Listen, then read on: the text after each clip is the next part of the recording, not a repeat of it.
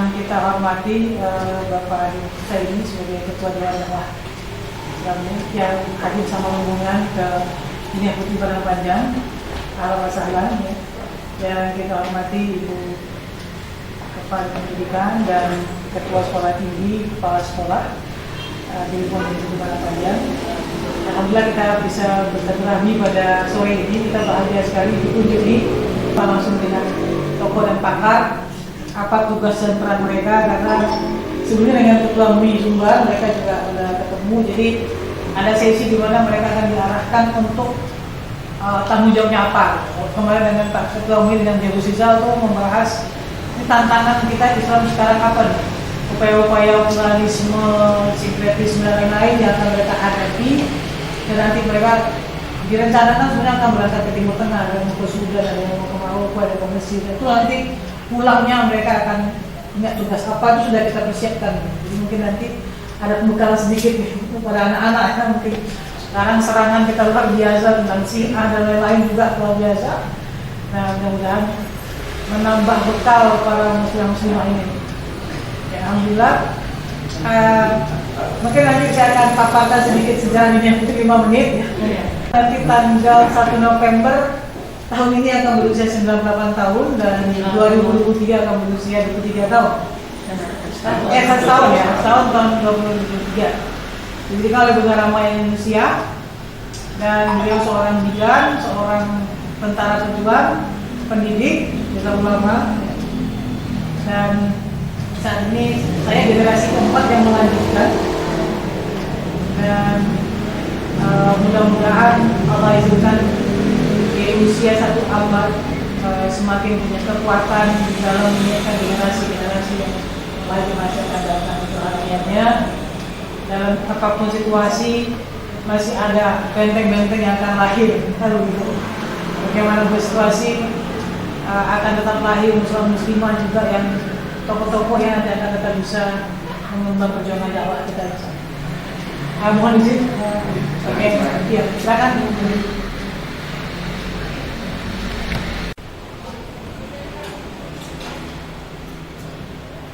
November 1923 berdiri sekolah dari Kota Palembang, Sumatera Barat, Minangkabau. Disinilah pertama kali bendera merah putih dikibarkan setelah kemerdekaan oleh Rampang Indonesia. Dijahit dari selendang santri yang berwarna putih dan kain yang ditenun oleh santri. Pada tanggal 1 November 1923 berdiri sekolah putri pertama di Indonesia. Didirikan oleh Bunda Rahma Indonesia, seorang syekh berprofesi sebagai bidan, mendirikan Dinia Putri dan menjadi pendidiknya, sekaligus menjadi tentara pejuang dan menginspirasi Al-Azhar University di Kairo untuk membuka kuliah-kuliah Rahma Indonesia terkenal. Tidak ada yang pasti dalam Islam, sebab Allah Subhanahu wa Ta'ala telah mencari persamaan hak laki-laki dan perempuan dalam Al-Quran Surat Al-Azhar ayat 35, bahwa laki-laki dan perempuan yang tetap dalam ketaatan sama-sama mendapatkan surga. Maka tidak ada halangan bagi perempuan untuk menjadi apa saja asalkan sesuai dengan Al-Quran dan Sunnah, sesuai dengan kodrat sebagai wanita, dan tentu saja harus memiliki kemampuan yang sesuai. Studi komparatif ke-28 negara di 5 benua konsep dasar pendidikan yang dibangun oleh Rahma Indonesia kini dikembangkan menjadi kurikulum Quran Sunnah Tauhid, Rim Etik, Al-Quran dan Sunnah membangun kaum untuk memimpin mereka atau bahkan membentuk etik akhlakul baik, diterapkan di semua jenjang pendidikan terarah dari Indonesia, MIA, Indonesia, MTSSTMP, Pasca MI Dinia Putri, Sekolah Tinggi Ilmu Tarbiyah Dinia Putri. Di sini, generasi penerus perjuangan bangsa disiapkan mengikuti jejak para alumni. Hasna Said, Tan Sri Aisyah, dan Nur Hayati Subahan, CEO dan founder Warna, meskipun pandemi untuk program antar negara terbukti sementara. Program di International Islamic University Malaysia, program bahasa Arab dan belajar kitab di Saudi Arabia, program bahasa Arab dan belajar kitab di Maroko, program ke Turki, program homestay dan belajar sains teknologi di Jepang. Semangat belajar di masa menjadi muslimah sejati, melakukan dunia meraih surga. Pendidikan di sekolah, pendidikan di asrama, divisi di otonom, ini yang tahfizul Quran, ini yang deadline di sana,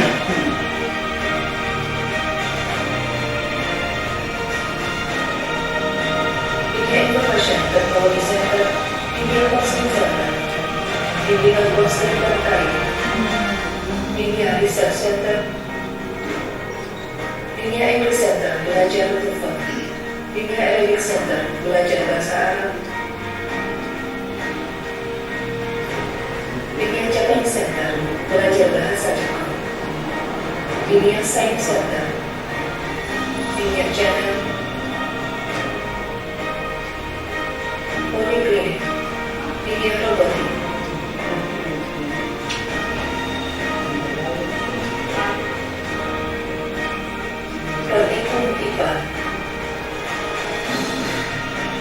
Tersedia 48 SK, di antaranya tata boga, menjahit, musik tradisional, talenta, inovasi dan karya santri di masa pandemi, 193 karya literasi, 37 media pembelajaran, 28 video, 20 konten, 12 aplikasi, 46 karya seni kerajinan Indonesia, 23 Instagram, dan 47 jenis aplikasi.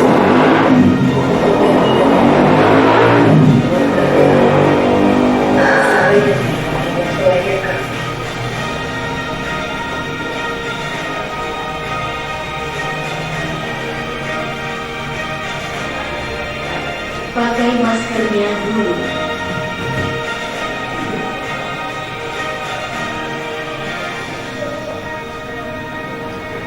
Dinilah putri, kami menjaga NKRI. Kalaupun kami pergi menjelajahi dunia, kami akan kembali membuat merah putih berkibar paling tinggi di antara seluruh bendera di dunia. Luar biasa, baru bisa hadir di sini. Sudah lama saya lewat berkali-kali ke sini. Dulu kunjungan tinggi sering lewat ke sini, tapi setahun lalu udah amanat sebagai ketua umum Dewan Dakwah. Pandemi, ya, jadi nggak baru kali ini kunjungan ke daerah melalui pesawat. Dan kemarin hari Jumat ke Riau, Sabtu, ya, hari Ahad ke Payakumbuh, Bukit Tinggi. Nah, sekarang balik ke Bukit Tinggi, insya Allah besok ke Maninjau, besok lagi ke Padang, baru balik ke Jakarta. Tapi hadir dari Jakarta, dari Dewan Dakwah Pusat, saya ini ada Ustaz Salamun, Wakil Sekjen, beliau Direktur Basnas Dewan Dakwah. Dia ada Israel dari Dewan Dakwah Pimpinan Dewan Dakwah Sumatera Barat. Dia Datuk ada dari Sumatera Barat juga. Ada Pak Saiful Amin dari Ketua Dewan Dakwah Bukit Tinggi. Ada kebetulan Megawati, tapi belum profesor. Meskipun belum profesor, saya nggak mau ditukar profesor. Jadi Ibu Megawati ini sengaja saya ajak karena kami punya pesantren di Depok. Dia ini ketua yayasannya, jadi lebih kuasa dari saya karena dia pegang duitnya. Ya, saya ajak, saya bilang ini insya Allah mau kunjungan ke Dinia Putri. Kemarin juga kita pernah saya ajak ke Al-Bada dan beberapa pesantren yang lain. Karena pesantren kami baru 6 tahun mulai, ya, jadi harus banyak belajar dari banyak pesantren yang sudah mapan. Ya. Saya tadi saya cari-cari artikel saya, banyak Juli yang lalu 2021 saya baca, belum saya ada tulisan itu. Artikel saya judulnya Rahmah El Yunusiyah, Ibu Pendidikan Indonesia. Juli. Ya, ada di web saya dianuseni.co.id. Jadi saya dapat kiriman buku dan saya beli bukunya. Ada yang nulis buku menawari ke saya, judulnya itu Rahma Indonesia itu Pendidikan Indonesia. Itu saya beli. Setelah saya baca, itu sudah lama. Ada juga mahasiswa saya dulu pernah penelitian di sana, S3, Dr. Ali Murtado, meneliti tentang pendidikan putri di sini. Ya. Saya kemarin saya tanya, masih ada teleponnya enggak? Kalau dulu pernah ketemu saya, Bu Faiza. Oh iya, Bu Fauzia. Wajah lagi. Hah? Iya ini. Bu Faiza ibu ya? Iya, Fauzia. Iya, waktu ketemu yang di Sentul acara PKI. Iya. Jadi saya lupa. Jadi memang sudah saya sudah sampai di sini kan saya sudah juga bagaimana memang jadi saya mengkritik waktu seminar di DPR pernah sekali tentang gender di aula DPR. Bicaranya itu hanya 2 yang laki-laki, saya dengan anggota DPR PAN. Terus yang lain perempuan semua kan. Waktu itu kan kita menolak rancangan undang-undang kesetaraan gender karena berlebihan, emansipasi yang ekstrim. Waktu itu terus setelah selesai seminar pada nyanyi kan, berdiri Ibu kita Kartini. Itu perempuan. Habis itu semua pada teriak-teriak. Hampir satu aula itu isinya perempuan semua. Teriak-teriak, hidup perempuan. Saya diem aja, saya pikir wah laki-laki mati kayak itu. Jadi saya bilang ke Pak yang sebelah saya, anggota DPR, Pak, ibu kita Cut Nyadin, Pak. Tapi dia berdiri, saya nggak berdiri. Ibu saya Cut Nyadin. Ya, karena di Indonesia ini kan ada satu artikel saya lama itu, Mas. Kartini tetangga saya, Pak. Saya Bojonegoro, Rembang, kalau saya pulang kampung lewat makam Kartini. Kartini orang hebat, tapi tidak adil kalau hanya perempuan yang dijadikan idola, simbol kemajuan itu. Kartini tidak adil. Kartini meninggal umur 5 tahun setelah melahirkan anak. Jadi di sini banyak perempuan hebat. Makanya saya sering menulis, saya tulis tentang nyanyi, kemudian Malahayati, Ratu Syafi'atuddin, Siti Aisyah dan Riole di Brunei. Ratu juga Rahma Indonesia ini kan sangat fenomenal. Satu-satunya perempuan Indonesia yang mendapatkan pengakuan sebagai Syeikhoh di Al-Azhar. Itu luar biasa. Tapi itu menginspirasi terbentuknya Kuliatul Bana. Dulu anak saya kedua baru selesai dari Mesir. Al-Azhar juga. Jadi makanya saya sudah lapaskan. Ini harus kunjungi dan semangatnya luar biasa ya. Jadi Islam itu sangat memajukan perempuan. Tidak ada bahwa Islam itu nomor 2 kan perempuan. Dan itu bagus sekali ya. Rahma itu tidak meninggalkan syariat, organ. Ini kan kalau ini kan tidak usah ngomong mesti gitu. Ini dunia putri gitu. Orang mau ngomong perempuan gimana, buktinya ini nyata gitu. Perempuan itu bisa hebat dan itu sejalan dengan ajaran Islam. Nah, ini yang saya ingin bahwa ini betul-betul menjadi inspirasi dari perempuan yang lain. Saya kira itulah, alhamdulillah bisa hadir di sini. Kami di Dewan Dakwah ini ya berusaha untuk amanah Pak Nasir dulu itu ya sangat peduli lah. Pak Nasir lah yang awal-awal mendirikan sekolah Islam, dia mendirikan universitas Islam yang pertama 40 hari sebelum kemerdekaan. Pak Nasir hanya lulusan SMA, tapi banyak profesor bangga jadi murid beliau. Jadi pendidikannya sangat tinggi meskipun tidak tidak formal perguruan tinggi. Jadi tradisinya saya yang sangat kagum pada Bapak Ibunda Rahma Indonesia ini kan beliau dari sudut bidan. Tapi kan beliau juga saya baca tuh latihan senam. Itu ya latihan senam dan gerilya, ya, mimpin perang, ya, apa namanya, nyopir truk gitu juga, Dia berapa tadi? koreografer gitu ya. Juga penulis naskah drama, Sini juga. ahli menyulam, jago masak. Jadi itu yang apa namanya? Paket sempurna. Iya, multi talent. Tangan.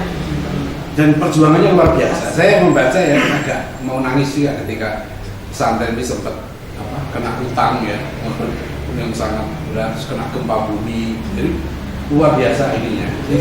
Tidak sampai seperti ini begitu saja. Ya, itu yang saya kira kisah ini sangat menginspirasi kalau kita terus sampaikan kepada anak-anak. Saya di rumah begini, saya ini ketua yayasannya istri saya, bagian pendidikannya anak saya juga perempuan, laki-laki dari Al-Azhar yang langsung ngajar, karena kita ingin pendidikan kita ini menjadi yang terbaik, melahirkan manusia-manusia yang unggul. Dan itu sudah dibuktikan pada sosok yang Ibu Rahma Indonesia. Nah, ini sekedar silaturahim saja sebenarnya. Alhamdulillah ini yang pertama. Ya, tadi di Tawalib juga baru sebentar udah dapat cerita yang banyak juga. Ini luar biasa. 1923 gempa bumi itu 1926 nggak salah. Iya. 1926 ini saya. 1926 itu gempa bumi di sini yang dahsyat. 1926 itu baru berdiri Gontor. Ini kan apa ya? Perjuangan tokoh-tokoh kita dulu luar biasa. Maksudnya gini, dulu Belanda itu menjajah kita dengan pendidikan. Kemudian ulama-ulama kita bergerak ke Tapak Nasir dengan sangat jenius, mengimbangi dengan pendidikan kita sendiri yang tak kalah dengan model pendidikan Belanda ya. Dan hasilnya bisa kita buktikan. Apalagi sekarang, tadi saya kuliah di Muhammad Nasir, saya bilang sampaikan ini peluang kita sekarang besar sekali karena di era disrupsi sekarang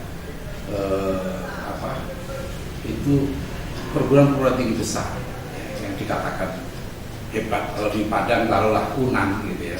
Biasanya kan begitu dulu zaman saya kuliah yang namanya Perintis 1 itu 10 kampus terbaik di Indonesia.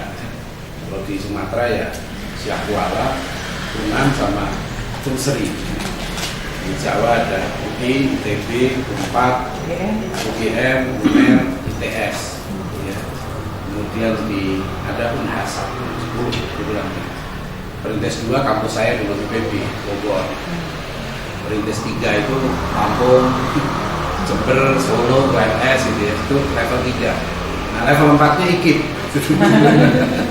Dulu perguruan tinggi gitu, level paling rendah itu IKIP. Makanya terus IKIP malu kan pakai nama pendidikan diubah ya, jadi universitas. Yang sisa 1 sekarang di Bandung, UPI. Universitas padahal IKIP. Padahal IKIP. Jadi 3 kata yang saya bilang orang malu ya. 1 kata pendidikan, 2 kata pertanian. Kampus saya IPB sekarang udah nggak pakai nama pertanian, namanya sekarang IPB University. Iya, jadi seperti BNI itu kan nama Bank BNI kan. Jadi IPB namanya sekarang IPB Universitas IPB. Oh, dulu Institut Pertanian Bogor. fleksibel banget. Oh iya, fleksibel banget. Institut pesantren. Saya, tapi kalau rektor IPB waktu anak saya masuk yang nomor 1, saya datang ke kampus, dia bilang, kan biasanya gini bilang, alumni IPB itu semua bisa kecuali pertanian. Ledek, lulusan IPB itu semua bisa kecuali pertanian. Tapi kalau rektor bilang enggak, lulusan IPB itu semua bisa, apalagi pertanian. Padahal sebenarnya pertanian juga nggak bisa. Ya itu apa namanya? Yang ketiga dakwah. Itu tantangan kita ini, yang tadi ada tauhiyah. Bagaimana sekarang kami di Dewan Dakwah juga ini menggelurakan bahwa kita kampusnya terbaik. Jadi saya terus terang aja sekarang kalau ada pesantren, ya, saya berdiri terus membanggakan lulusannya masuk ke kampus negeri gitu ya. Saya bilang udahlah, itu masa lalu saya bilang.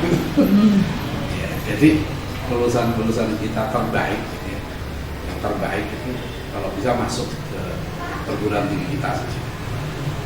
Ini nggak mudah. Saya juga di Dewan Dakwah.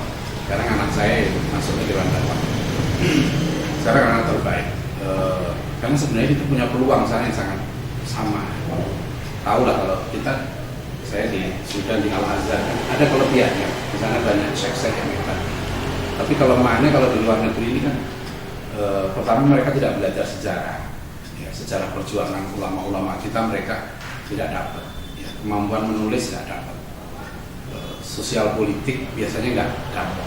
Dan kuliahnya massal. Makanya sebelum anak saya ke Al-Azhar nomor 2 itu dari kantor di rumah dulu saya latih menulis dulu sampai menulis bisa mengajar, adab sudah baik, menulisnya baik, baru saya izinkan kuliah dulu.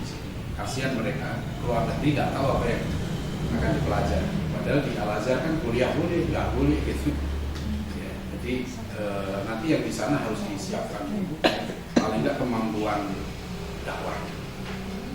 Ini yang dari Kementerian Agama itu Dr. Mulis Hanafi sampai kemarin kontak saya, anaknya mau ditaruh di pondok saya, minta saya tolong ngajari anak saya nulis dulu. Diajari nulis dulu sampai dakwahnya. Jadi supaya ruh dakwah itu semangatnya kuat, tidak pulang ke sini bingung mau ngapain gitu ya. Jadi nggak dapat gambaran apa yang harus dilakukan. Nah, itu yang pengalaman yang saya pribadi sudah sampaikan ke pemerintah supaya yang dikirim ke Timur Tengah itu jangan yang mentah, harus yang sudah siap, ya fikrohnya bagus, akidahnya bagus, akhlaknya bagus, semangat dakwahnya bagus. Itu aja Bu Rozia. Terima kasih, alhamdulillah senang sekali bisa hadir dan nanti silaturahim bisa berlanjut terus. Karena saya merasa ya itulah kalau di Nasir ini kan orang sini kan Sumatera Barat gitu ya. Tapi saya bilang saya dari kecil di kampung.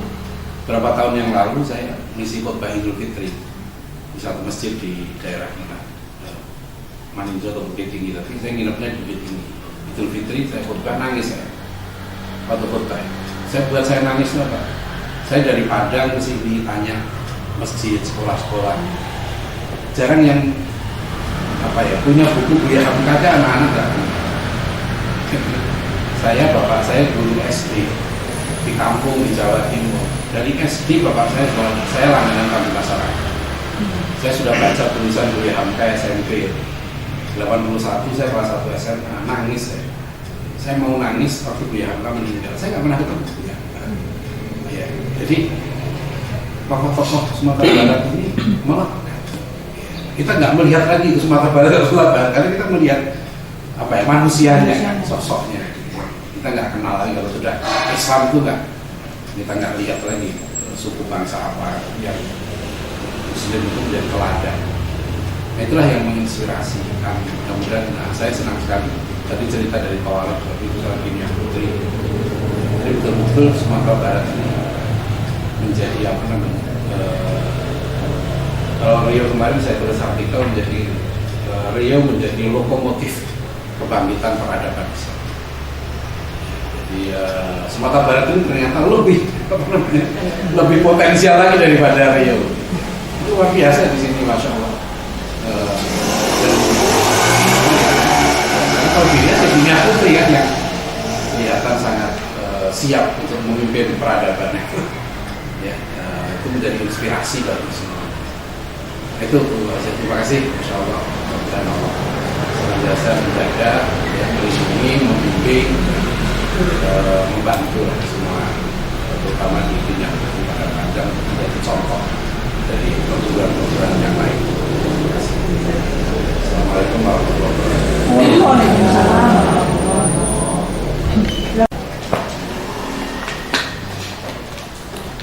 Kalau Bu Rahma itu lahir 29 Desember. Iya, 1900. Iya. Mendirikan Kimia Putri. Berarti lebih senior dari Pak Nasir ya, Pak Nasir. Iya. 1908. Iya. Pak Nasir kan sering kesebut. Kalau nanti pakai berkenan mampir ke museum Bunda Rahma ada di sini. Ada. Jadi rumah beliau sudah dijadikan museum.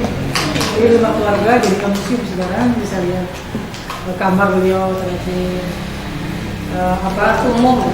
Iya, habis ini. Mungkin tadi kita ke aula menyapa santri kan ya? Oh iya. Kalau yang tadi pemikiran itu datang tulis Ada. masih ada di sana juga tentang ontologi, tentang teaching, tentang menolak emansipasi juga pemuda. Jadi itu yang kita tunggu. Saya pulang ke sini tahun 2003. 2003. Nah kemudian saya buka buku-buku Abraham. Beneran ini ada untuk Pak Ken nanti ya. Ini satu tulisan terakhir beliau bulan Januari tahun 69, sebulan sebelum wafat. Beliau itu mengatakan bahwa guru, memang beliau mencatat bahwa guru dunia putri itu syaratnya harus di samping dia menguasai ilmu yang tadi ada, dia mesti menguasai ilmu psikologi, ilmu kejiwaan, kemudian politik, kemudian kriminologi, kemudian sosiologi. Jadi mau guru sains harus menguasai. Lalu guru agama mesti memahami sains, guru sains mesti memahami.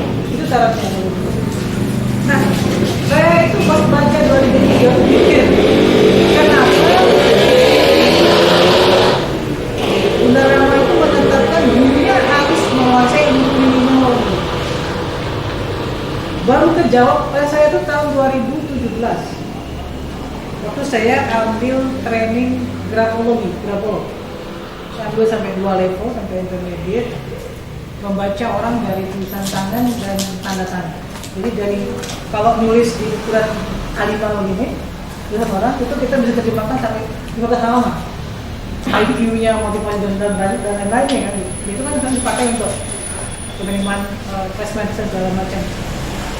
Nah di sana baru bahwa ternyata dari tulisan tangan anak remaja kita bisa tahu nanti kalau dia mengalami tekanan yang besar, dia bisa jadi seorang kriminal atau tidak. Saya ada kasus ibu yang mencekik anak atau ayah yang tega untuk memutuskan meninggal istrinya, itu kan kriminal. Nah itu ternyata bisa terbaca itu dari tulisan tangan. Nah kalau gurunya bisa membaca itu, maka di usia remaja ini anak bisa diperbaiki.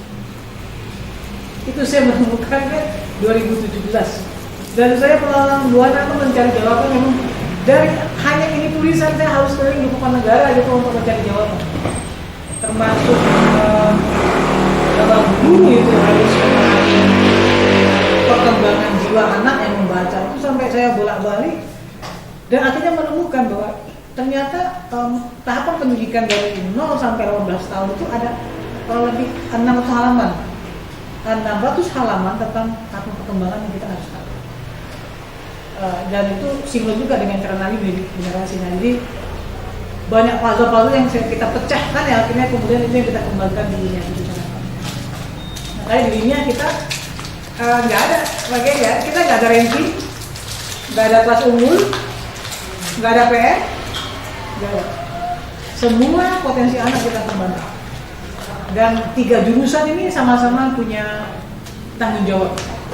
Jadi kalau di tempat lain mungkin kalau yang pinter-pinter ambil IPA gitu, yang ada kurang ambil IPS, yang mau ke surga ambil keagamaan kan gitu. Nah kalau di kita enggak, dari tes talent mapping dan kemudian peran mereka. Jadi makanya anak-anak sosial ini akan mengkaji masalah-masalah sosial, kemudian nanti anak IPA akan mencarikan solusinya. Anak-anak keagamaan akan mengkawal bagaimana syariatnya. Nah itu yang betul. Walaupun dengan program tahfiz kita menyiapkan anak-anak yang hafizah 30 juz untuk kedokteran, tes, nanti 30 juz bisa masuk ke farmasi, masuk ke teknik dan seterusnya. Jadi itu kita lakukan. Cuman yang sekarang kita lagi juga kembangkan itu program, setelah kita juga meriset ya bahwa ternyata di dunia dari 45 negara itu beredar lebih 248 acuan digital dan ternyata 13% sudah bergeser karena nggak ditasik dan security juga bermasalah. Dan di Indonesia ada 240 acuan digital, itu baru 10 yang ditasik oleh Kementerian Agama Lalu kita survei, kita riset, dan ternyata banyak guru-guru pondok malah pakai yang dari tasbih gitu. Nah ini kan nggak aman. Maka kita lagi menjalankan juga program santri yang hafiz Quran tapi pakai IT. Jadi dua-duanya kita lagi kembangkan. Sekarang kita lagi juga untuk hafiz semua wajib mereka setiap waktu harus punya. Ini lagi sama teman-teman kita lagi ngogalan, jadi setiap waktu harus punya 2 pakar IT-nya. Yang hafiz pakar IT, terus pakar IT. Nah itu nanti akan mengkawal Al-Quran kita sampai akhir zaman. Itu program kita. Jadi apa yang Bunda Rahma berikan ini amanah itu multidisiplin ilmu. Jadi semua teori pendidikan terbaru yang kita dapatkan sekarang, yang kita kira terbaru, ternyata tidak. Ada mutiara yang mesti dipelajari dari berbagai. Makanya untuk paham ini, Pak Kiai, saya ngambil pembelajaran 10 bulan dan kemarin 8 minggu dengan dokter spesialis. 8 minggu dengan spesialis saraf, kemudian 6 minggu dengan spesialis jantung dan lain-lain. Untuk bisa memahami ini. Jadi nggak bisa kita menjadi anak manusia kalau nggak paham secara medisnya, kedokterannya. Karena beliau bidan kan. Jadi beliau sangat menguasai itu. Dan santri ini memang jadi tenaga palang merah. Nah nanti kita dari aula nanti kita bisa kondisi.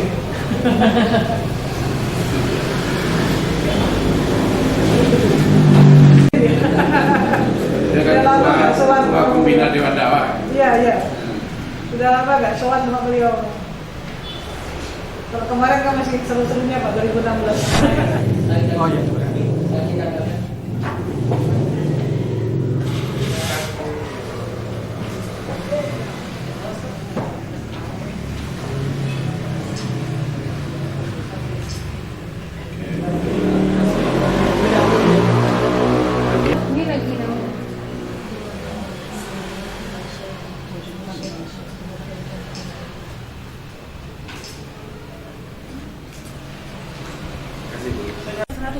Lemari itu isinya data 100 negara.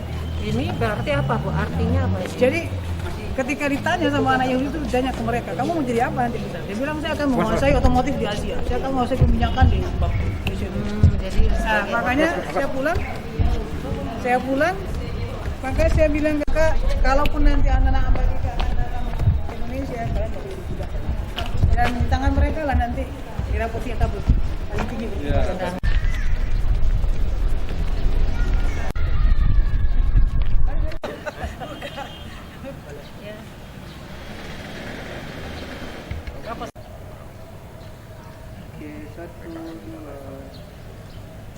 Dalam menteri yang Waalaikumsalam warahmatullahi wabarakatuh.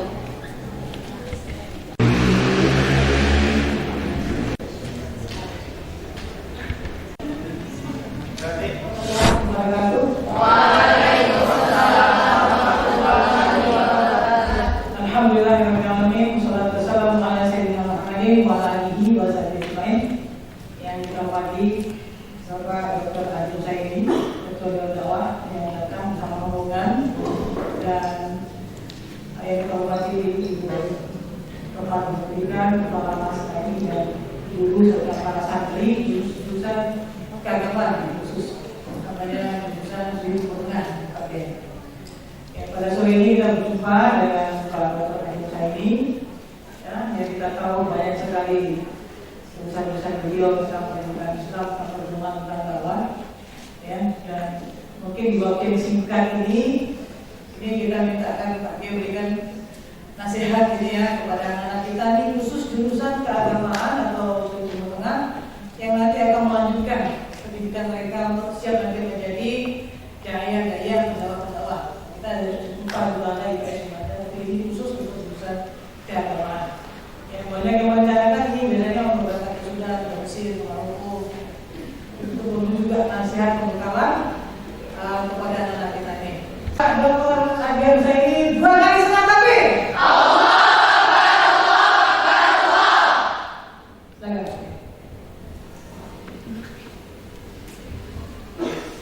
Bismillahirrahmanirrahim. Assalamualaikum warahmatullahi wabarakatuh.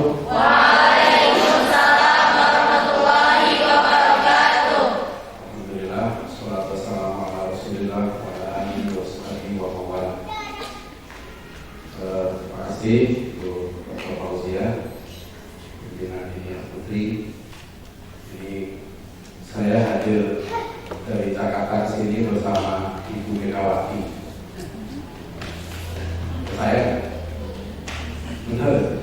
Untuk istri saya namanya Ibu Megawati. Asalnya Palembang. Kalau saya Jawa Timur. Ya, alhamdulillah saya sudah beberapa kali lewat perguruan tinggi putri ini, ya sudah lama ingin mampir. Pernah saya sudah tulis mungkin 2 artikel tentang Ibu Rahma El Yunusiyah. Terakhir Juli yang lalu saya tulis artikel dengan judul Rahma El Yunusiyah, Ibu Pendidikan Indonesia. Ya, jadi ini fenomenal, ya apa namanya? Ya kita dianugerahi Allah, ya Indonesia ini luar biasa, tokoh-tokoh perempuan-perempuan hebat. Ya. Jadi kalau Ibu Kartini hebat, ya, Ibu Kartini harus kita akui juga berjuang di tengah situasi tantangan feodalisme Jawa. Ya. Beliau meninggal nanti umur 25 tahun setelah melahirkan anak yang pertama. Beliau belum sempat membuat satu konsep pendidikan tertentu, tapi sudah membuat rintisan besar membebaskan perempuan Jawa, gitu ya, dari belenggu feodalisme. Ya, kalau kita lihat film Kartini yang disutradarai Hanum, memang kelihatan di situ perjuangan Ibu Kartini.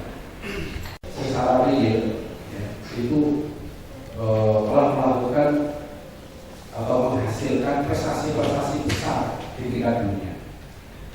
Ya, abad ke-16 di Aceh ada Laksamana Malaya, Panglima Perang Kerajaan Aceh, abad ke-16, ya, yang berduel dengan Kolonel Sudirman di kapal dan menang, mati di sana Panglima Belanda.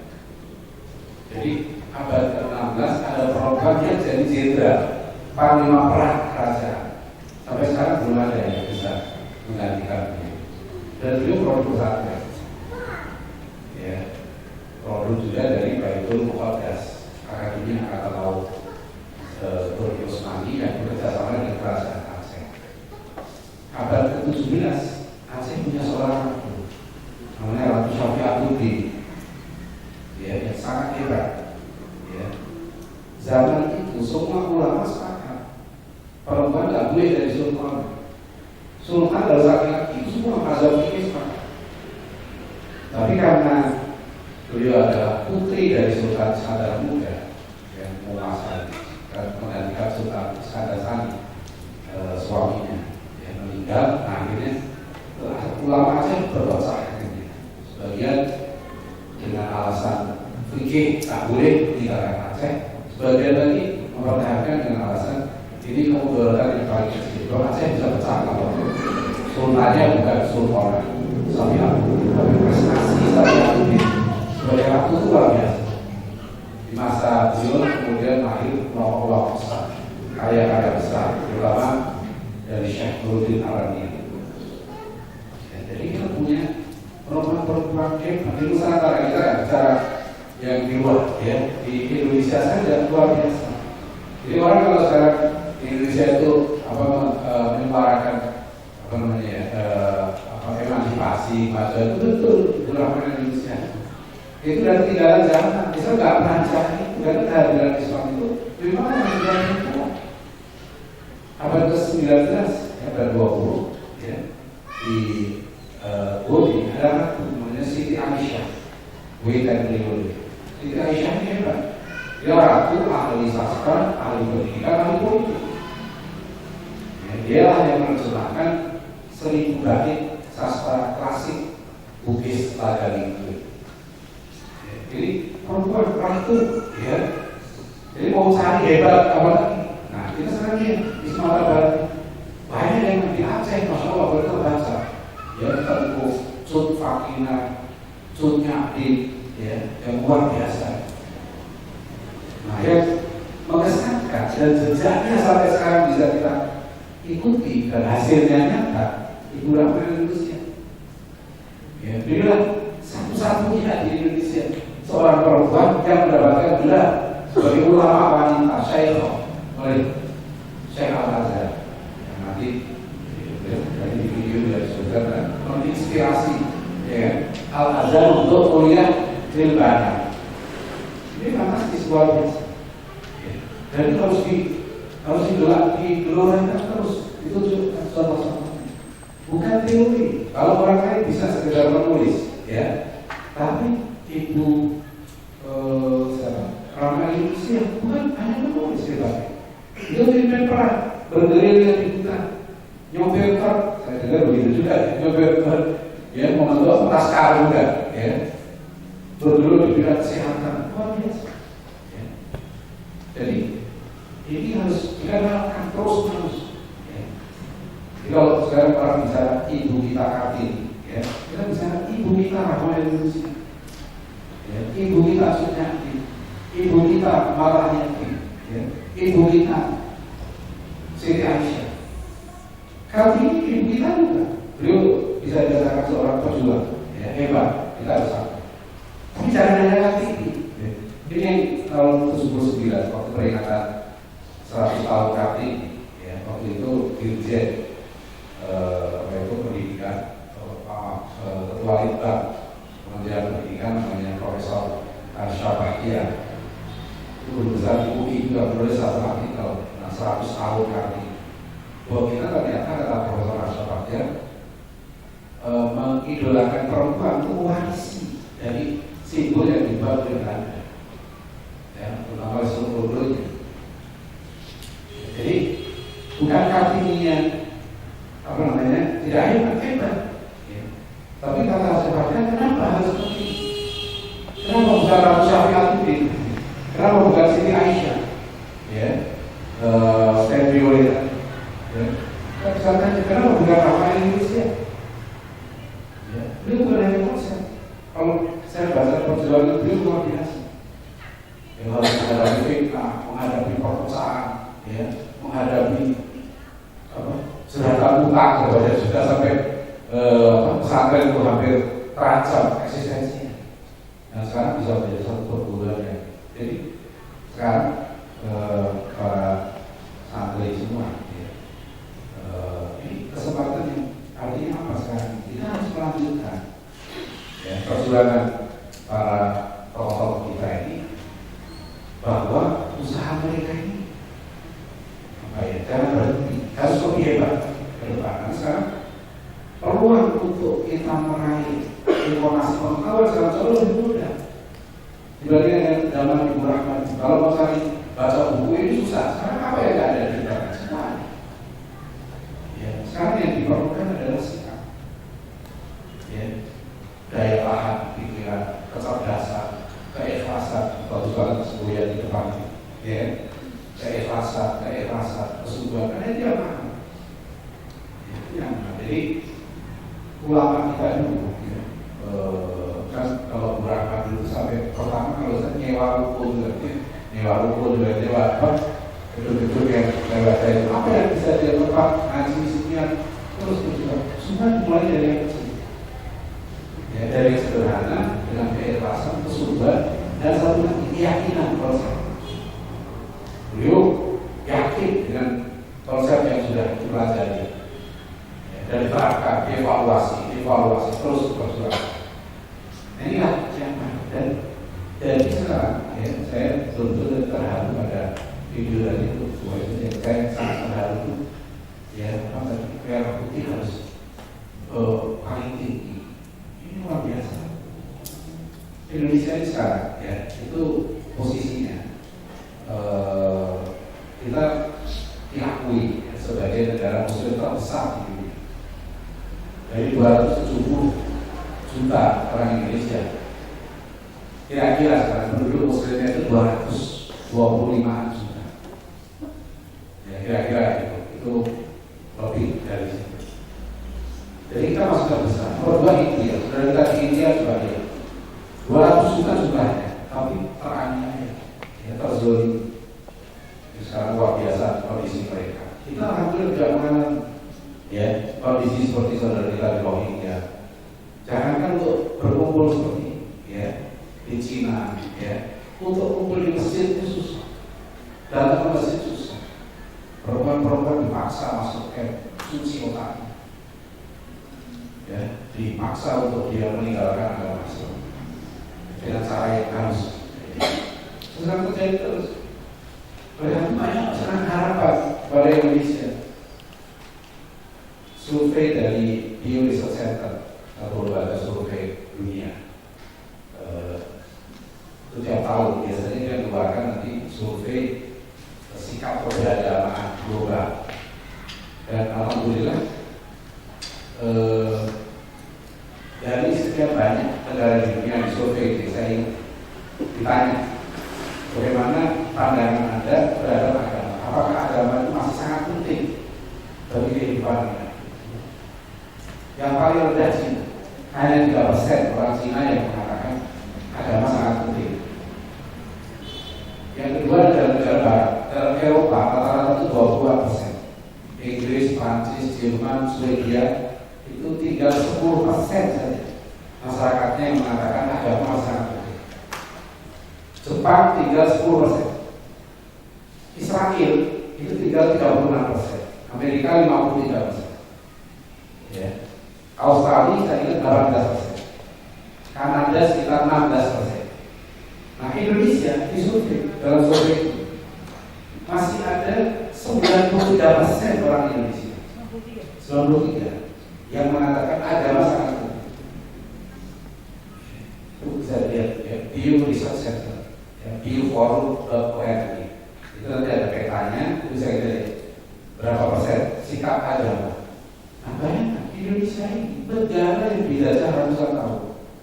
Penjajah itu all mau mengkristenkan negara.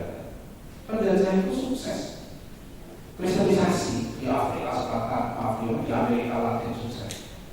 Jadi mereka mayoritasnya berubah, ya menjadi Kristen. Dan Indonesia bukan main, apalagi setelah politik etis. Mereka kan gagal dengan pemaksaan, ya belajar ekonomi segala macam. Akhirnya orang Indonesia hampir nggak ada yang berganti kata. Baptis massal pertama itu terjadi di Jogja 1904. Tahun 1904 ada 171 orang Jawa yang dibaptis di Sendang Solo. Itu pertama kali orang Jawa berganti agama secara massal. Maka mereka belajar dari situ, belajar dari orang Goro, ya, dan akhirnya dilakukan namanya politik etis 1901. 1901 penjajah di sini melakukan politik kristenisasi dan sekularisasi besar-besar. Apa yang mereka lakukan dengan negeri Indonesia?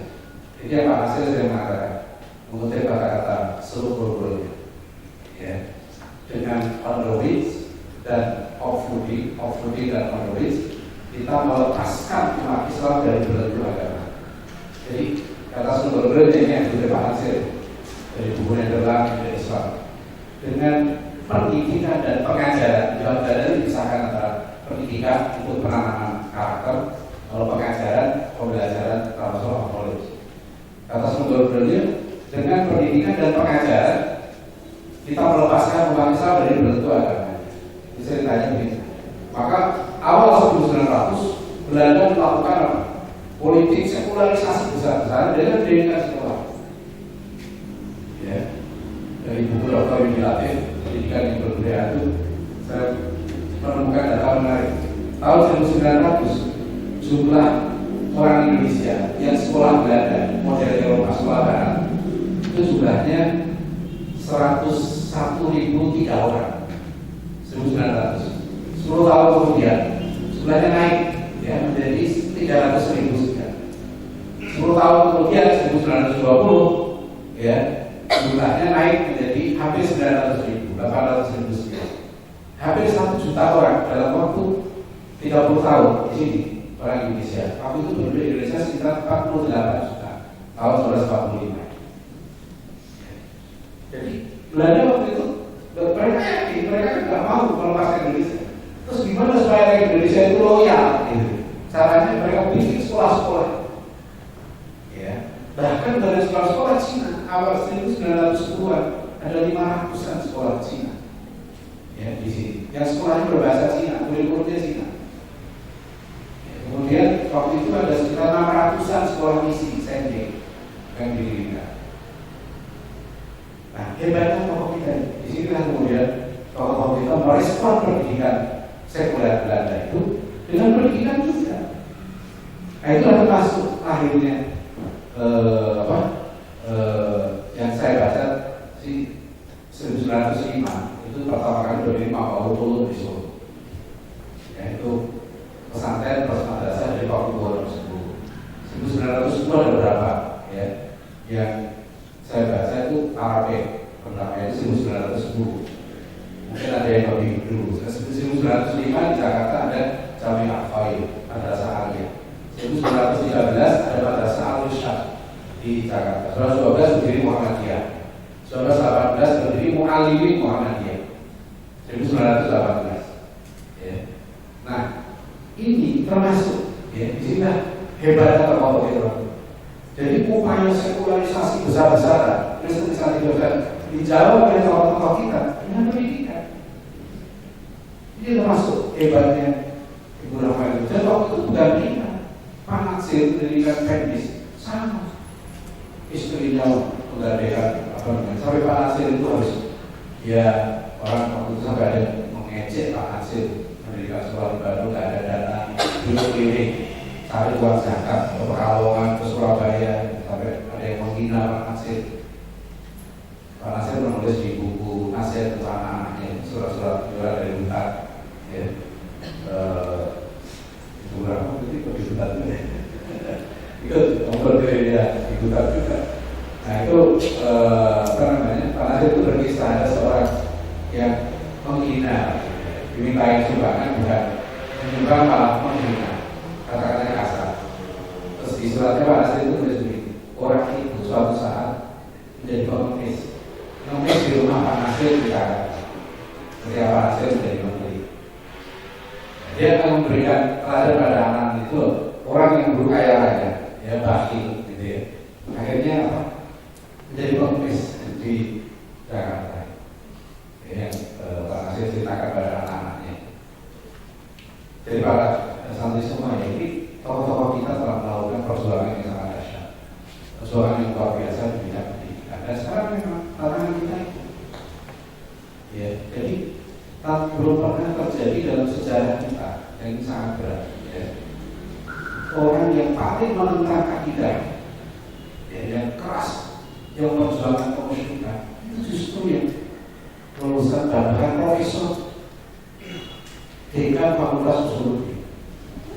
Saya berdebat dengan beliau karena beliau kalau Mesir kalau Mesir dekan Fakultas Sosiologi membuat panitia pernikahan beda agama yang ada di Korbuzo dengan Kalina, yang Kalina sekarang jadi istrinya namanya Ustaz tadi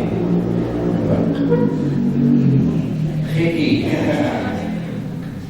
teman jauh teman-teman.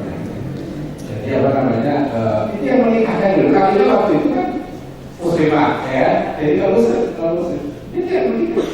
Karena saya di Jakarta itu beli tabloid cek dan cek itu cuma 2 kali.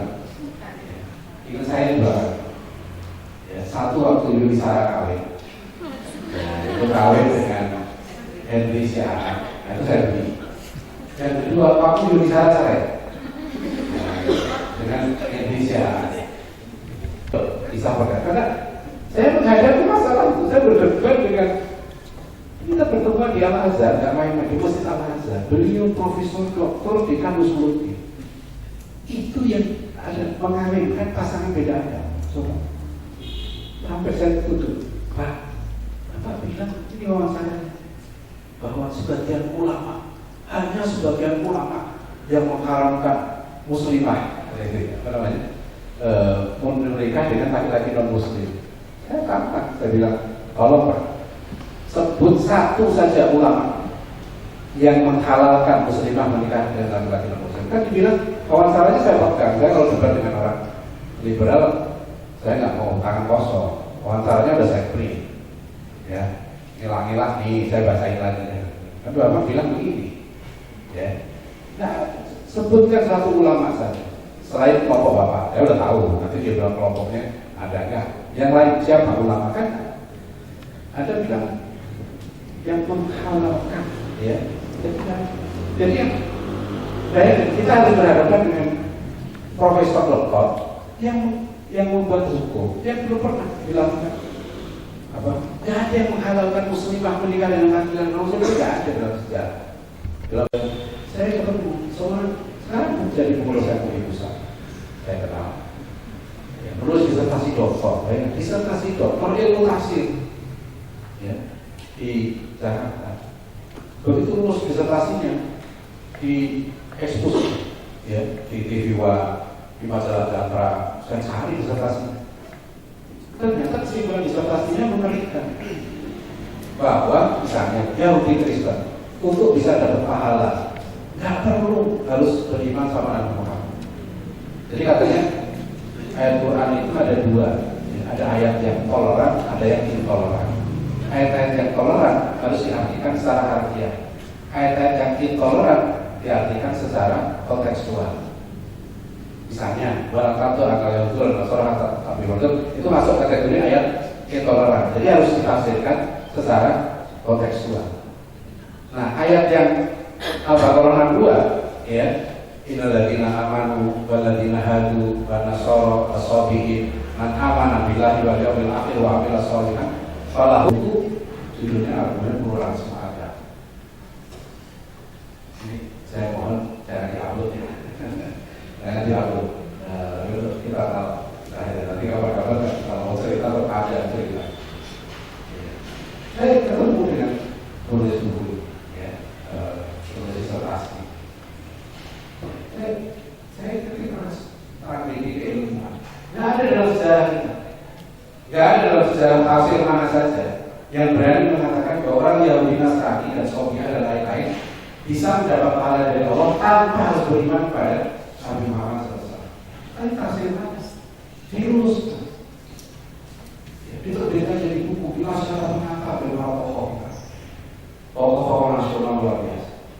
Jadi kalau sudah itu apa yang masih saya dilakukan? Muncul lagi kalau disertasi, ya, disertasi dokter sekarang menjadi profesor yang disertasi dari Fakultas Usul, dosen Usul. Judulnya terbitkan jadi buku Nobel. Yang judulnya Satu Tuhan Banyak Agama. Disertasinya saya di WA, saya saling ketemu, saya ketik, masih ada ketik saya di internet. Bagaimana seorang ahli agama, ya, dosen usul, dia sekarang sudah jadi guru besar, berani mengatakan bahwa semua agama ini tidak ada yang boleh mengklaim dirinya sendiri yang benar. Ya, jadi kalau yang ngomong Panglima TNI atau yang jenderal mungkin banyak pengaruh, tapi yang ngomongnya bukan seorang guru besar.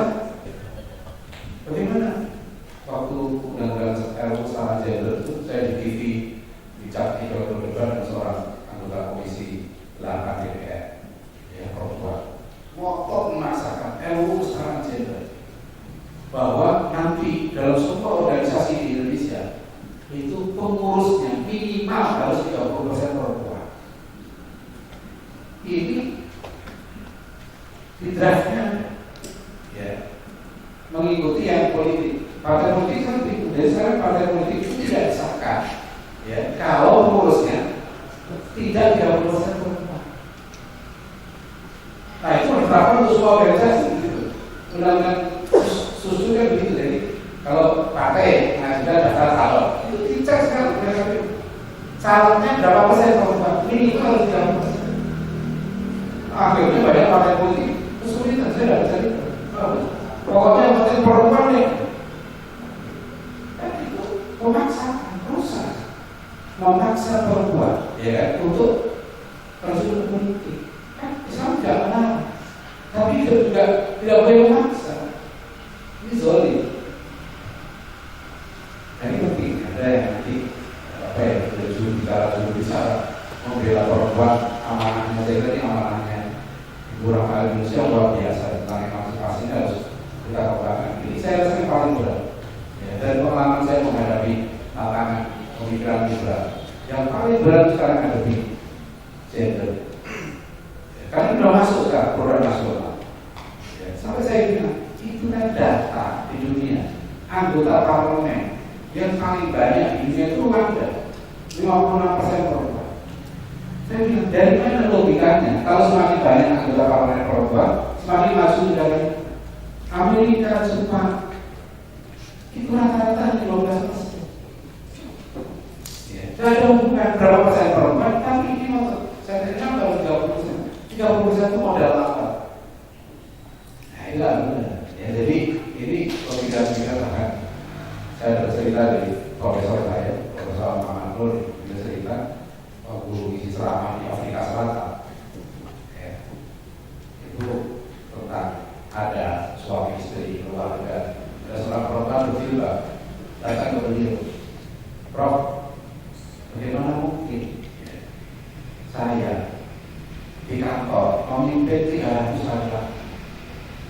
Bagaimana mungkin saya di rumah harus taat pada seorang anak? Jadi, secara logika masuk akal, ya. Sadar sesuatu. Kita selama ini tidak ada masalah dalam hubungan. Kita lihat Aisyah, bahwa yang pertama dididik oleh Kiai Ahmad Dahlan kan anak perempuan, ya, Pak Alimnya perempuan, ya. Jadi perempuan itu dalam Islam tetap. Ya ada yang nanya saya, terus gimana Ustaz? Kan perempuan saya harus kerja harus izin sama suami. Terus kalau suami nggak mengizinkan gimana? Saya bilang, ya saya yang mengizinkan. Susah amat gitu. Jangan syariatnya diubah. Ya itu gampang. Saya coba Bu Megawati sama Pak Jokowi lebih kuasa mana? Anggap nggak ada Megawati di sini. Jadi saya lebih bisa gitu. Pak SBY dengan Ibu SBY, ya. Pak Harto dengan Butik. Sampai karena tiap tahun saya lihat ya, karena di TV itu perempuan hanya sebatas dapur sumur kasur. Karena saya jengkel, saya tulis artikel di Republika. Saat itu judulnya dapur sumur kasur. Itu artikel yang paling menarik yang saya tulis. Ya. Karena identitas saya sebagai penulis, saya tulis pemerhati perempuan. Republika itu kan dulu kalau saya kerja di Republika itu teman redaktur nggak ubah identitas saya dulu, saya guyonan. Saya tulis artikel, saya tulis pemerhati perempuan. Nggak ada lagi yang lebih hebat dari saya pemerhati perempuan yang paling paham perempuan. Tapi waktu saya mahasiswa dulu, itu saya ketua bidang kementerian. Loh ini banyak yang ngajar-ngajar saya. Banyak ngajar saya. Ya, sesuai-sesuainya dapatnya. Tapi istri saya selalu bilang ke saya itu jelek. Saya kalau melihat kamu mesti nggak mau. Jadi dia hanya istiqomah. Ya saya bilang sama dia. Dan kalau saya cakap sampai dapat kamu.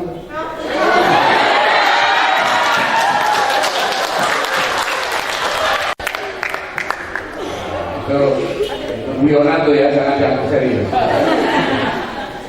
Jadi begitu ya, maksudnya gitu.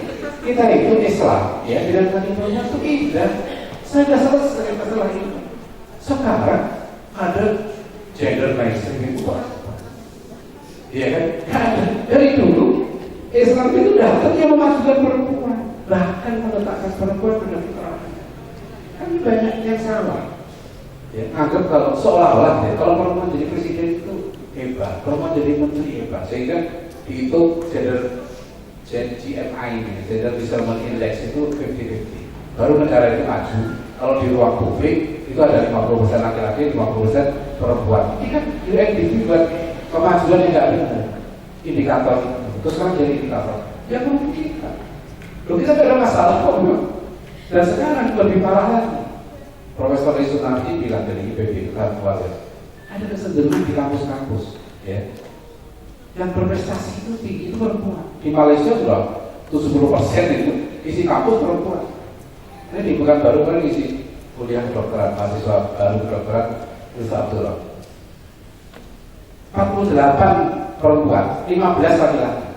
Terus saya tanya ke pimpinan kampusnya, ke rektornya, apa tiap tahun begini? Iya, tiap tahun begini. Banyak perempuan, ya. Jadi perempuan itu sudah cukup maju. Dikasih anggaran besar lagi. Ada kementerian khusus, Kementerian Pemberdayaan Perempuan. Coba, anggarannya 530 miliar per tahun. Ya. Untuk laki-laki nggak ada pemberdayaan. Coba. Ya Pak saya itu ya. Saya itu. Jadi begitu. Jadi apa namanya? Apa laki-laki nggak boleh berdayakan kan gitu? Masa ada Kementerian Pemberdayaan Perempuan, terus laki-laki nggak boleh berdayakan? Belakang, ya. Nah, akhirnya banyak laki-laki sekarang nggak berdaya. Bahkan tidak berdaya untuk menyuarakan ketidakberdayaan. Untuk menyatakan nggak berdaya itu sudah nggak berdaya. Kasihan lagi saya usulkan ke Menteri Agama Pak Lukman. Tolong sampaikan ke Pak Jokowi lah, itu diganti apa kementeriannya? Kementerian Pemberdayaan Keluarga. Karena sekarang jantung pendidikan itu keluarga. Kita udah masuk era konstruksi, ya. Internet sudah menguasai semuanya. Untuk sekarang S1 sampai S3 mau pilih dunia mana, itu sekarang bisa dari rumah. Maka sekarang target kita sebetulnya salah satu yang penting, karena pendidikan kita yang nasional ini masih disetting kampus-kampus itu untuk menjadi karyawan, bukan untuk menjadi pendidik. Ya. Terus sekarang kalau khutbah nikah itu ayat saya cuma anfusakum wa ahlikum naro. Sallallahu alaihi wasallam adibuhu wa alimu. Orang tua itu harus mampu mendidik. Tugas yang paling penting mendidik anak. Bahkan orang tua harus menjadi pelatih, menjadi coach, ya, mengarahkan menjadi manajer. Itu penting. Ya, jadi itu sudah dari dulu, ya, sudah melekat dalam peran dari orang tua. Ini tantangan pernikahan dalam saya. Terakhir, Anda tahu lah di Jogja juga dari disertasi doktor kan yang menghalalkan zina dengan metode yang genetika. Itu profesor pembimbingnya sudah pernah debat dengan kami tahun 2006. Ya, saya dengan Dr. Ahmad Jarkasi dengan Adin Almas kita buat workshop tentang hermeneutika. Kami keliling waktu kampus-kampus mengingatkan bahaya penggunaan hermeneutika. Untuk Pak sudah mengatakan tafsir versus hermeneutika. Ya, karena di kampus kami di STEK Kuala Lumpur memang Profesor Alatas sudah mengingatkan bahaya penggunaan metode hermeneutika. Karena itu akan menimbulkan ketidakpastian tafsir. Relativitas ini sangat dipakai. Saya nggak heran karena ini sudah kalau menggunakan metode ini akan lihat. Jadi nanti ya ini kalau akan penting karena tantangan yang banyak apa ya sekarang digunakan untuk merusak syariat akidah itu perempuan. Dan itu kalau dia dilakukan saya menjadi ceramah di satu kelas perempuan ya mahasiswa tentang tantangan pemikiran. Yang beberapa hari kemudian ada pengurus Kompas datang ke rumah saya. Misalnya ada pengurus bilang begini, ya maklum aja, misalnya dia kan laki-laki yang takut kehilangan dominasinya. Ngapain? Ya. Akhirnya di dakwah melakukan kaderisasi ulama. Beberapa perempuan ya, kita kasih beasiswa doktor untuk bidang pemikiran S2. Ya. Terutama banyak yang mengakhir. Alhamdulillah sekarang kalau DPR masalah ini kita sudah punya juru bicara yang kan ada ulama dari Belanda. Mudah-mudahan dari ini kemudian juga muncul pemikir-pemikir serikandi ulama hebat yang menjadi pentek. Pokoknya kalau laki-laki ada di perempuan itu susah. Kita DPR itu mau kalau saya susah mas. Kalau ada di perempuan itu susah kita ada. Jadi kalau perempuan orang pokok ya nungguin sampai saya jadi waktu RUU APD LSM perempuan itu nungguin di ruang anggota DPR sidangnya nunggu di luar sampai yang di toilet ada yang ngopi di sini mereka siapkan draftnya tokoh yang luar biasa. Ya, dia diakui dunia, ya, Ibrahim Indonesia. Ini ke depannya harus muncul, ya, ulama-ulama hebat ya, dari lanjut perjuangan Ibrahim Indonesia. Lalu lahir dari sini, yang melahirkan karya-karya. Ya, misalnya beliau sudah banyak melahirkan karya, tapi perlu dilanjutkan. Ya, kita misalnya saya belum tahu ya, belum ada ulama tafsir, ahli tafsir perempuan. Ada nggak? Kalau di Jawa belum siapa? Ya, itulah banyak ulama perempuan kemarin meninggal. Kita Ibu Zainal, Rasul Zainal, ya, sama juga yang menggantikan Dr. Faizah, ya, saya kenal ada WA gitu kan. Dr. Faizah itu bagus, ya. Tapi kan itu adalah kayak begini, ya, belum kan. Jadi nanti kalau Anda melanjutkan ya, perjuangan ini, tapi nikah dulu lah. Dan nikah itu tidak menghalang istri saya itu satu-satunya istri saya nggak bohong ya. Itu istri saya cuma satu itu, ya, sampai nanti, ya, nanti nggak tahu apa. Itu istri saya satu. Dulu waktu nikah saya bilang dia akademi pimpinan perusahaan, tapi dia itu yayasan. Dia guru TK, pernah jadi guru adat. Waktu pesantren saya 40 santri, saya minta berhenti. Ya, guru sertifikasi, bukan guru pesantren. Jadi dia dulu akademi perusahaan. Sekarang sudah punya anak 7, ya, sementara 7. Itu tentu saya sampai dokter, sekarang baru masuk. Sehari-hari ngurus pikiran, itu tidak ada apa namanya, jadi tidak berhenti. Jadi perempuan itu meskipun sudah berumur tetap mencari ilmu sampai mati. Jadi perkawinan tidak menghalangi, ya, apa namanya, aktivitas mencari ilmu dakwah. Ya, so kalau ilmu hanya untuk dicari untuk benar-benar dia sudah diberi ilmu itu menjadi rahmat. Ya, contoh Ibu Rahma Indonesia itu juga karena itu ilmu itu akan menjadi berkah, ya, ilmu yang manfaat. Kalau ilmu itu diamalkan berkah. Ya, banyak orang pintar itu banyak sekarang, banyak orang pintar, ya, tapi ilmunya nggak manfaat. Bahkan ada yang pintar ilmunya merusak. Ya, makanya kita doakan Allahumma inna nas'aluka ilman nafi'an. Ini kita. Saya kira begitu ya. Saya kalau ngomong sampai 12 tahun juga masih. Karena saya kurang khotbah, saya berceramah. Jadi kalau berceramah dikasih mic sembuh penyakit. Saya capek tadi, jadi begitu ada mic, ya kita hilang. Ya, nanti setelah itu nggak tahu lagi. Jadi kita alhamdulillah. Jadi terima kasih Bu Aisyah, ya, para dosen dan para guru semua. Alhamdulillah silaturahmi yang sangat berharga.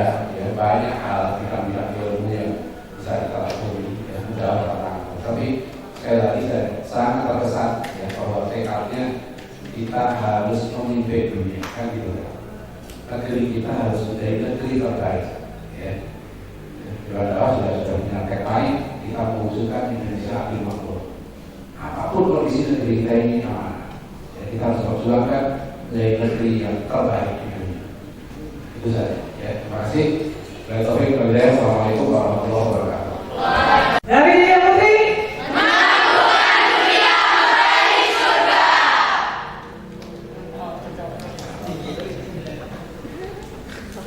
Ya, alhamdulillah ya, dapat keterangan dari Pak Elisa Dr. Ariansa ini baru intro ya.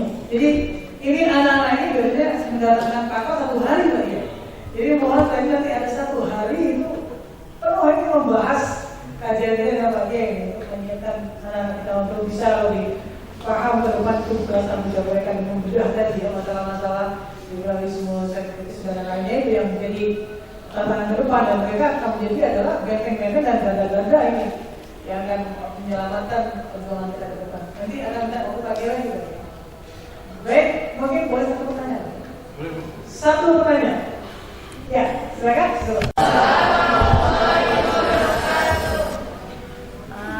Apaan Kiai yang nanya? Sebagai umat Islam, ada perasaan sedih atau miris kita ketika melihat orang ateis atau orang yang beragama lain yang melakukan kemusyrikan. Jika ingin mendakwai mereka kan ada aturan negara yang melarang kita untuk mendakwakan agama kepada orang yang memiliki agama. Apa yang harus kita lakukan Kiai agar dakwah Islam ini maju pesat, semakin banyak umat Islam menuju hidayah kepada Allah. Syukran. Wassalamualaikum warahmatullahi wabarakatuh. Iya,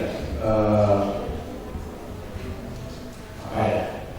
Kita berfirman Al-Quran ya surat An-Nahl 1:2. Ya, untuk ila sabili rabbika bil hikmah. Bil hikmah itu bil hujjah, bil bayan, ya juga dengan hijab, dengan cara yang tepat. Atau mau dibahas, atau kalau ngeyel ya kita bisa dulu berarti ya kita harus siap berargumen dengan cara yang baik. Dan untuk agama lain, ya itu perintah Allah. Rasulullah diperintahkan surat Al-Imran 64, ya qul ya ahlal kitab ta'alau ila kalimatin sawa'in bainana wa bainakum alla na'budu illallah wa la nusyrika bihi syai'an. Qul katakan Muhammad ya ahlal kitab, wahai ahlul kitab. Ini luar biasa ya, Rasulullah diperintahkan untuk menghadapi Yahudi Kristen, tapi mereka disebut dengan julukan yang mulia, ahlul kitab, people of the book, ya. Wahai orang yang punya buku, ya. Kalau bila kalimat Islam, mari kita bersepakat untuk satu kalimat yang sama. Apa ini? Allah Buddha illallah. Ya, kalau kita tidak menyembah selain Allah. Ya, kalau sudah bisa. Jadi itu perintah Allah, dan perintah juga sifatnya perintah juga. Itu perintah Rasulullah. Ulama-ulama kita dulu salah satu yang mereka lakukan, mereka melakukan kajian yang serius tentang agama-agama lain untuk dakwah. Ini sekarang saya udah ada perbedaan agama, udah dihapus sekarang dari Resistance di bulan tinggi sekarang itu bukan lagi untuk mengajak orang lain masuk Islam, ya untuk berdakwah. Bahkan di dalam buku resmi kita tahu kampus tadi, ya dikatakan sekarang program Islam itu bukan sebagai lembaga dakwah, sebagai lembaga ilmiah. Jadi dipisahkan. Kita tidak pernah dalam tradisi studi seperti itu. Dulu kalau orang studi ilmiah dia untuk dakwah. Bukan berarti kalau dakwah gak ilmiah, ya. Kalau ilmiah gak dakwah, itu bukan seperti orang. Ya.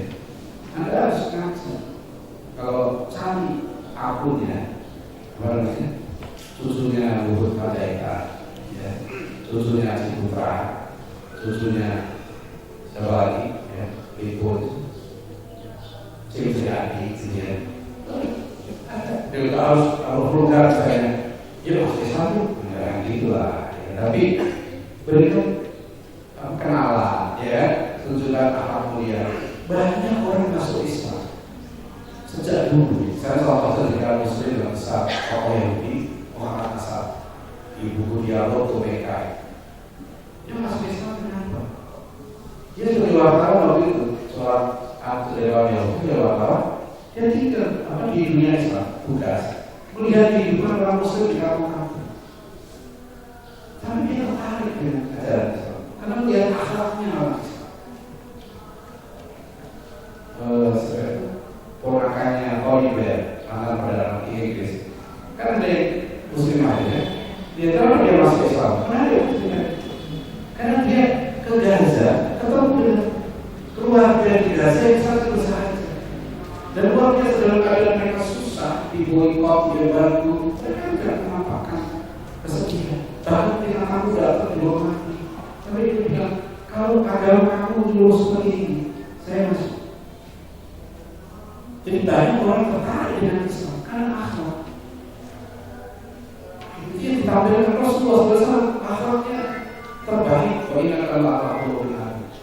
Jadi kalau sekarang kita mau menjadi berdakwah pada orang-orang Muslim, ya, tunjukkan, ya, bisa mengatakan istri saya yang tercinta satu-satunya, tapi begitu masuk ke sini kan harus dipuji, ya, mumpung ada di sini.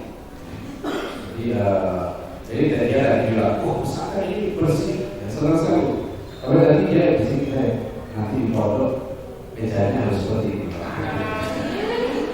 Jadi nanti apa? Dia itu mengajarkan. Itu dalam mengajak orang lain tertarik dengan Islam.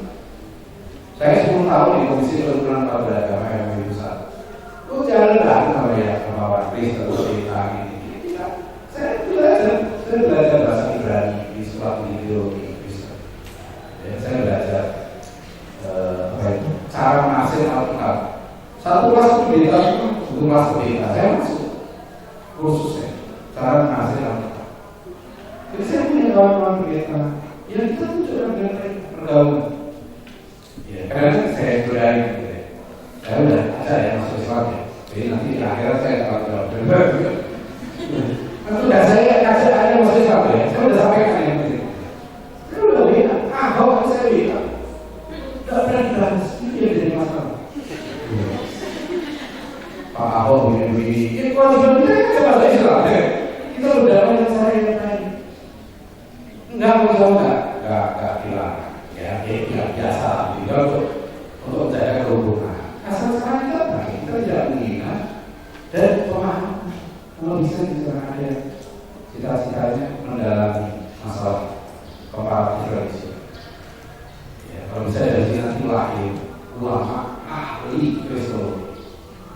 Ada yang ahli Yahudi itu ada. Saya dulu pernah mau mendalami Yahudi karena tes S2 saya tentang teologi. Saya politik Pak Israel. Saya mau mendalami Yahudi dari profesor saya dari Sudan, profesor Dasar kita.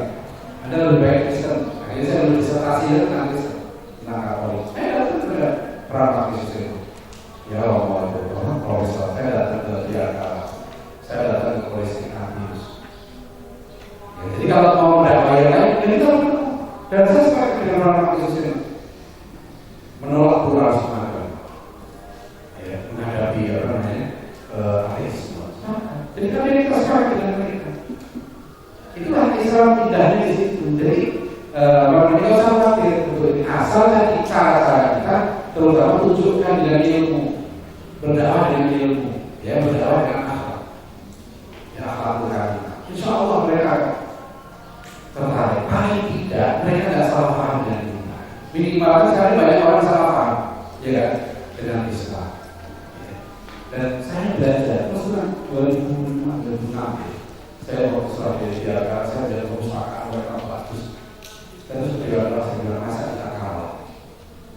Ya, orang non Muslim ini ya, mereka punya perpustakaan begitu tertata. Saya yang buka dari situ, dilayani dengan baik. Saya itu pernah jadi istri dengan Pak Awas Lalu. Dan orang aku istri itu keras. Tapi saya bersahabat dengan orang Kristen. Saya datang ke saya penulis Kompas. Saya juga penulis harian Kompas itu saya masuk penulis Tunggal Kompas. Saya termasuk penulis Tunggal Kompas. Dan ketika saya tulis artikel Kompas, saya tulis. Kalau artikel saya di Kompas, saya punya kumpulan tulisan himpunan artikel yang ditolak oleh harian Kompas. Tapi saya nggak tahu itu. Banyak artikel saya tulis. Saya nggak tahu. Akhirnya kita di situ.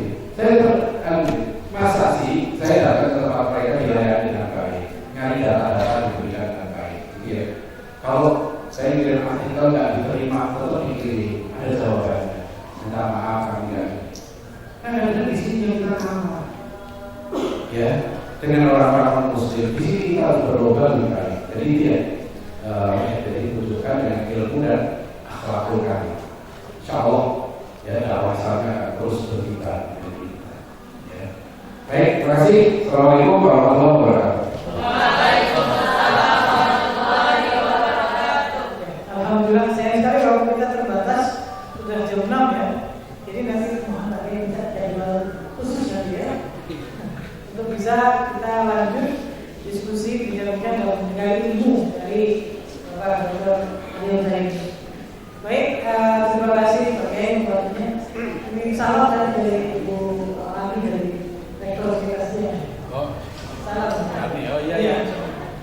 Ini tadi poin saya, tapi insya Allah kita terus malah juga soal memberikan waktu ketemu dengan pakar-pakar secara bertahap. Kemarin juga udah ekonomi atau Azalabi. Sempat juga mereka bincang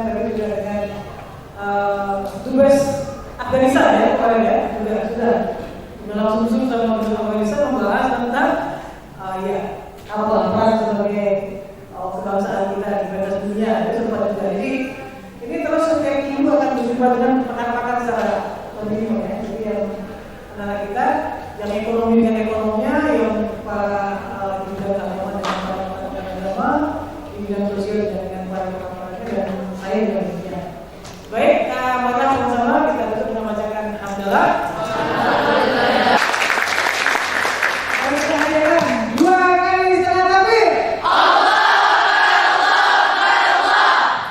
Assalamualaikum warahmatullahi wabarakatuh.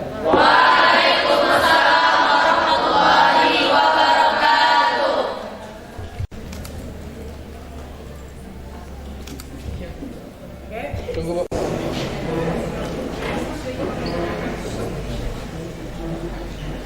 Oke, 1, 2. Ya, sama-sama tangannya ya, takbir ya, takbir. Belum lagi, Bu. Oke, sudah. Lagi, takbir.